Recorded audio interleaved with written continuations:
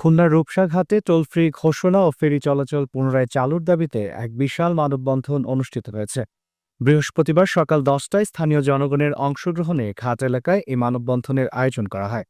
মানববন্ধনে বক্তারা বলেন, প্রতিদিনই এই ঘাট দিয়ে প্রায় 40,000 মানুষ যাতায়াত করে।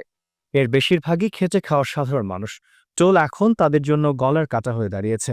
তার অভিযোগ করে বলেন, খাল খনন, খানজাহান আলী সেতু চালু হওয়ার পর রূপসা ঘাট থেকে ফেরি উঠিয়ে দিয়ে সিটি কর্পোরেশনের অধীনে এনে প্রতীকী ৳1 টোল নির্ধারণ করা হয়।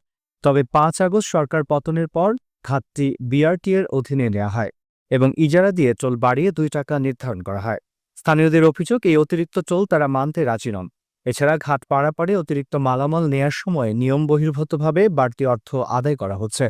অর্থ না দিলে পারাপারে বাধা দেয়া হয়।